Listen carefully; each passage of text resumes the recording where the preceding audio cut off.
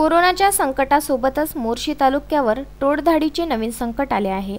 पाडा येथील सोनू राणे, प्रशांत राणे, रुपेश राणे, अजय गुडदे यांच्या शेतातील संत्रा झाडे व मक्याचे पूर्ण पाने फस्त करून मोठे नुकसान केले आहे। 3 किलोमीटरच्या आडव्या पट्ट्याने करोडोच्या संख्येने ही टोळधाड पुढे सरकत आहे। या टोळधाडीने अंडे टाकल्याने अधिक जास्त प्रमाणात नुकसान होत आहे। मध्य प्रदेश शासनाने अग्निशमन यंत्राने संपूर्ण परिसराची फवारणी करून या टोळधाडीवर नियंत्रण मिळविले। त्याचप्रमाणे कृषी व महसूल विभागाने तातडीने दखल घेऊन मोर्शी, पाडा, भाईपूर, हिवरखेड परिसरात अग्निशमन यंत्राने फवारणी व इतर प्रभावी उपाययोजना कराव्यात।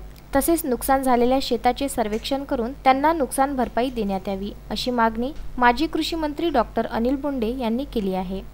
मोर्शी तालुक्यामध्ये पाळा, भिवकुंडी, भाईपूर, हिवरखेड या पट्ट्यामध्ये संपूर्णतः टोळधाड आलेली आहे आणि या टोळधाड करोडोच्या संख्येने आहे। 3 किलोमीटरचा पट्टा त्यांनी घेतलेला आहे। समोर सरकते आहे। प्रत्येक झाडाचं पान, संत्र्याच्या झाडाचं पान, बहार आणि मका ही टोळधाड खाते आणि त्याच्यामुळे शेतकऱ्यांचं अतोनात नुकसान झालेलं आहे। कृषी विभागाने ताबडतोब याची दखल घ्यावी आणि मध्य प्रदेश सरकारने जसं फायर ब्रिगेडच्या सहाय्याने फवारणी केली त्याप्रमाणे तातडीची उपाययोजना करणं अतिशय आवश्यक आहे आणि सर्वेक्षण करून या सर्व शेतकऱ्यांना ज्यांचं नुकसान झालेलं आहे त्यांना मदत देणं आवश्यक आहे आणि म्हणून या टोळधाडीपासनं या अमरावती जिल्ह्यामधल्या शेतकऱ्यांना वाचवावं।